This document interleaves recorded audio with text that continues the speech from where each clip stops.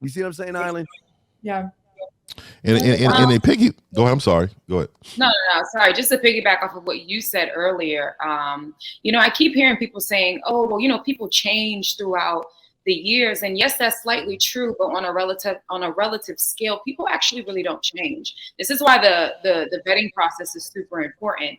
A lot of the times, we're just ignoring the red flags, and then we get surprised 10, 20 down years. 10, 20 years down the line, we're like, oh my God, I can't believe she took all my money. No, the problem was this. Everything you invested in this person was superficial and it was surface level. So now you're shocked because when the veil was lifted, you're like, dang, she did everything. She took my kids, she took my money, she took my house. The reality was that she showed you those signs from the beginning. It was either you saw the potential in that person rather than seeing the reality of that individual.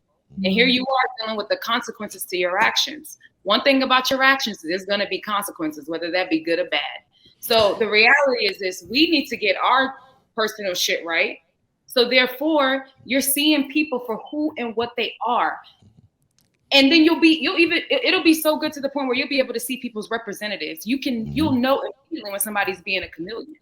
So I think that we need to put accountability on ourselves too. And I think with this guy, with the soccer guy, honestly, he had to have saw the signs in her. That's why he changed. He put all his assets to his mother's name. That was something that wasn't just I'm going to do that tomorrow. No, that was a situation that he had started planning probably years back, or maybe a year back or months before. So I think we got to put that accountability on ourselves. Yes, protect yourselves, but to some degree, protect who and what energy you let into your life first and foremost. Therefore, maybe that conversation don't need to be had in terms of, I got to protect my money. I got to protect my money, because it is possible. It is possible to get not perfect, but the right person for you. Or, that might not even be a conversation. This dude specifically, I think we need to add, he's 24 and the chick he married was 36. So there's that. Okay.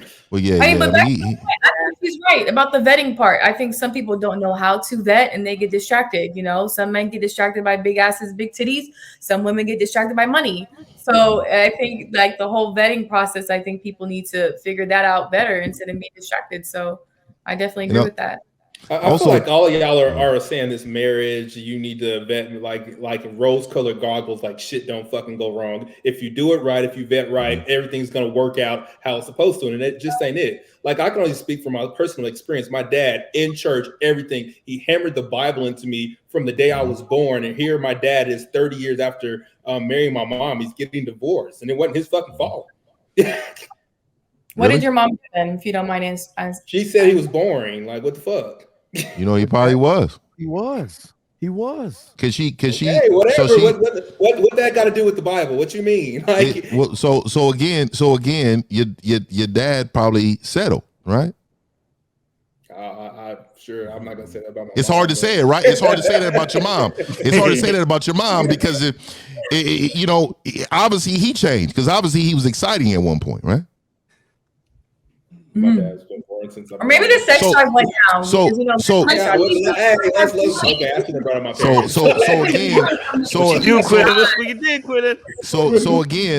I'm gonna say it like this: men need to understand too. We can all play basketball, but there's only one LeBron James. There's only one Kobe Bryant, right? We need to understand that certain men are going to be better at this than others, and that's the problem. I understand. I think I'm sorry. No, I wanted to say something about what Quentin said earlier. You literally just said, like, he was boring from the beginning of time. You just proved my point. He showed who he was from the very beginning. And I'm not trying to speak on your family or nothing like that, but maybe your mom saw some potential, like, oh, maybe he'll get funner, down the line or something if I introduce X, Y, and Z in his face. The reality was this: your dad, he's a chill, laid back dude. And again, people see like, oh, if I do this, or if I change the setting, or once this dies down, I can introduce this and spark some. No, people show you who they are from the beginning. It's there. It's always there. That's my point. Your mom just probably ignored it and thought other things. I think you should congratulate your dad. I think you should take him out and celebrate it. I don't Take see it to the strip club. You know, men love. My dad, You know, men love strippers, Quinn. Yeah. No, he doesn't. No, absolutely not. No, that was for something else. Can I just add? So I think in first of all, this situation with the footballer, I think Quinn, you gave the great background. Not only that, he actually married her when he was 19, so he was a kid, right? So first and foremost, his vetting process is probably very poor. That goes in line with what is it Litsa was also saying, right? That goes out the vetting process is also poor. So the two go hand in hand, right? He's young, he's 19, he's marrying somebody who's 12 years older, who's 31 at the time, right? The reality is, I'm gonna be honest with you, I think that woman was a leech. You are 31. What are you looking at a 19-year-old boy for? What does a 19-year-old boy have in common with a 31-year-old woman? And his right? mom saved so him. His that mom takes told two. him That takes two. So that takes him vetting and asking the question, why would you want to marry a 31-year-old woman? And it takes also a question to say, as a woman, why would you want to marry a 19-year-old boy? Here's the reality. At 19, he was playing football. So he's not a boy anymore, right? Because his finances don't make him a boy. His finances make him a man. So based on that principle, she went after a 19-year-old boy. So at that point, it looks like, honestly, if I'm being real, it looks like she went after him, wanted to get a little money, play. When it runs its course, I exit, I get my half, right? Because if it wasn't that, she would have never asked for half because she's a millionaire herself. She has money. She has money. She's not broke. She's an actress. She has money, right? But even as she's leaving, she still wants to take half, which tells us where your mindset is. But this goes back to what at least Litsa was also saying, which is the mindset's always been there, right? So the mindset's always been there. It's not changed. She's not become this dark horse. It's always been there. So it takes two. We have to look at different perspectives and also understand there's nuance to this. I think the final point on this relationship when it comes to this is, and this is where maybe Quentin was kind of hitting on, right? Which is this. In reality, we can attain, but you need to learn how to maintain. So it doesn't matter who you are. If you can attain, you have to learn how to maintain. And maintenance requires for actual input. And things change during the course of a relationship. And the problem is that some people are inflexible to change. Things happen. And you're going to have to learn how to be able to be flexible in your relationship. And if people can't be flexible, this is where we start losing each other in relationships. And then it becomes a stat. And then everyone goes, well, this is what this person does all the time. And I think when we're talking about prenups, let's be freaking honest. If your ass ain't making bank, you can't be talking about prenups. If you made 50K, you ain't in the prenup talk. Go sit down. You ain't in the prenup talk. You ain't. Because you ain't even got savings to talk about. You know what I'm saying? So this is what prenups really are for people who have real assets. If you don't have no real assets, let's sit down and keep quiet and let those people who have assets talk about it. And let's focus on our maintenance. You know what I mean? Governor, blowy 40, love that. Does it matter what direction someone is heading in, though? Like, aside from like having finances right now, because the whole point of a prenup is the safeguard. You don't want to be in the marriage and don't have a prenup, and then you end up having those assets. Now, on one hand, I do agree with Mr. 1950. I think that you should be willing to share with your wife, especially if she has dedicated a lot of, herself to the marriage. Now, I just looked it up. In their case, they were married 3 years. So then it makes me wonder, how long does someone need to be married in order to be, I guess, quote unquote, entitled to that? Should someone be able to walk off with 50% and you've been married 3 years? I don't think so. But also a prenup is for, you get to predetermine what's going to happen. You know what I mean? Right. And it's not that you don't get anything. You get to determine. So like you said, if you want that person to have something, then you write that in the prenup. Prenups isn't just for, just making sure people don't get anything. So it's a form of protection. On one hand, I used to be against prenups because I felt like, you're setting yourself up for failure going into the marriage, not trusting each other. But now, after learning more about prenups, I can see the value of it, especially for someone like him. You said they got married at 19. 19 is pretty young, especially for a male to get married. The statement was made about his stuff being in his mom's name. I don't know if it was like that from the beginning. It started like that. It was changed into that. And that's the problem, though. Like CC, that's the problem. That's the problem. Like stuff being in his mom's name already is an immature act. Like, let's just keep it real. He wasn't a solid guy. Like, we all know, Because why are you putting stuff in your mom's name? You should be able to control your own destiny as a man. Stand on it. You're the leader. Even when your mom don't have a husband, you're supposed to lead her. This is real stuff. Like, this is what I'm saying. Like, men like always want to pass, but then at the end of the day, they complain about the women. We talking about, oh, she's 36. Look, let me say this. There are so many men in this world that are mature, and the age does not matter. There is 50-year-old men that run like 19-year-olds. So we can't use age as a gauge. What I'm saying is, in general, for him to have all his money in his mama name, yeah, he escaped now, but I can tell the way he's moving. If he got his mom in his business like that, he ain't gonna never have nothing solid. She is running him. He is being led by that woman. Maybe that's his accountant. I mean, I agree if she's been managing it the whole time. If it was a strategy, like, you know, because he saw some stuff coming, which I don't know how that works, you know, to be honest, whether or not you can even move money like that before divorce, or if a judge will throw that out. So, I mean, we're speaking from the standpoint if the money has been in his mom's name the whole time. I don't know if that was a safeguard when he saw certain things happening in the marriage or not. But, I mean, when I first heard about it, his mama text him and be like, look, son. I mean, maybe you didn't know no better, I bet. Did they have the baby, then they got married? You know what's crazy? Where's the father at? That's the question. Where is his father? That's a good question. Yeah. Because I promise you one thing. A father would have told him, hey, bro, you're 19. You're not getting married. Yep. You're not.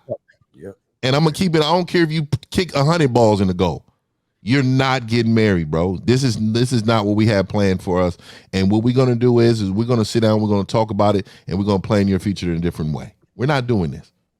As a leader of this family, you're dishonoring the family. You go ahead and bring this woman in. You are.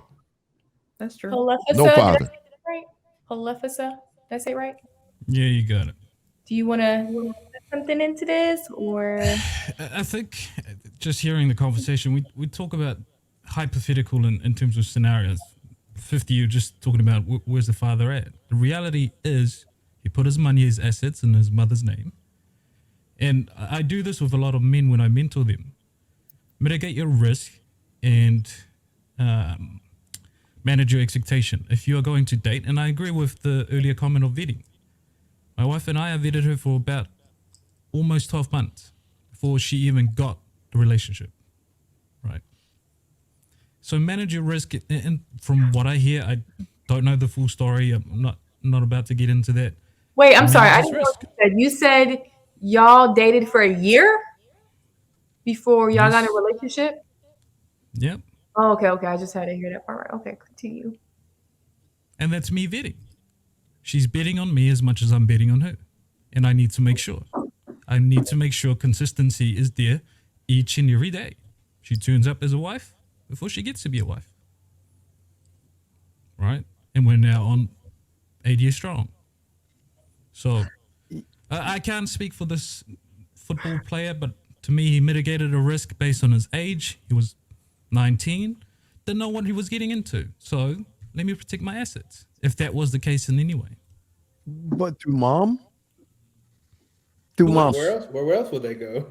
Well, you got to go to the father or to the man. Okay, this is but again. We don't know that. This is the thing. We don't know that. We know the story is the mother's got control over 80% of his assets. That's all we know. Okay, and him. We can assume that okay, should have put it with the father, whatever. But that's not the story that's out. Okay, well, let's take mom out of this and let's talk about the man. This is the problem we have with soft males today, because it's your money. I understand this. When I was 6 years old and I was cutting grass outside, doing things that kids do before video games, my mom would take me to the bank and she would have hold of my savings in her hand at 6 and 7 years old. I get that. But once I become a teenager, I went to my mother and said, give me my thing. Yeah, I will manage my own money. I don't need you to look at my finances. I don't need you to ask me any questions about my finances because I'm my own man. That's the problem. The problem is she saw a mark, not a man, and that's why she ran game on him. And well, he got her. Yes, he got her, putting the assets to mommy. But why not be the man and say, listen, this is who I am. And listen, yes, allot her some money in the marriage. Well, they didn't have any kids. So if they didn't have any kids, they should have a prenup. No, I think they got kids. They got 2 kids. Well, well, then if they have kids, how is it that you don't honor like 50%? How the fuck can you not honor the woman that held your seed, your legacy, and your bloodline in her belly for 9 fucking months to just give her nothing? That shows how weak. Risk her life. Crazy to me. Risk her life. Oh my! This is terrible. She's a millionaire. I'm joking, but this is I understand what you're saying. So I get what you're saying. I do think I want to be nuanced with this situation because, like I said, I think this is not your typical situation, right?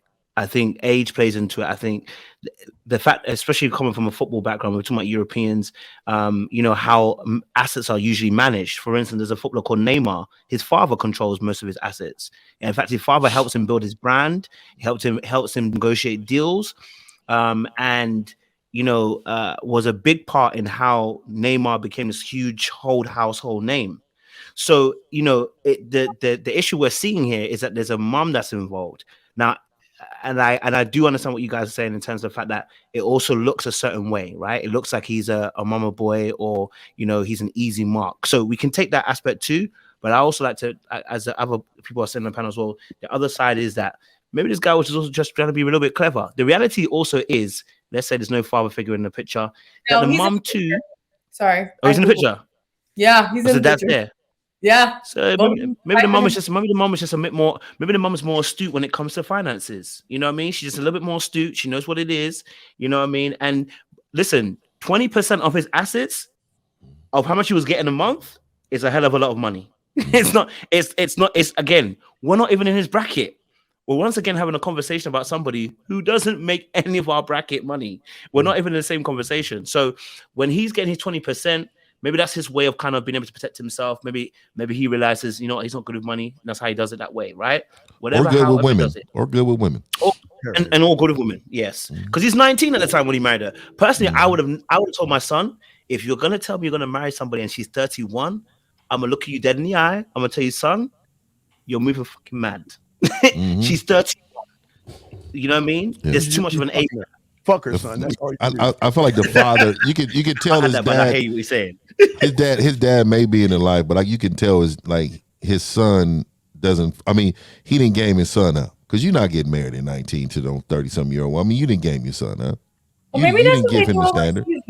Maybe because that's the thing about cultures. Like in different cultures, they marry early, like younger than like 18. Tradition.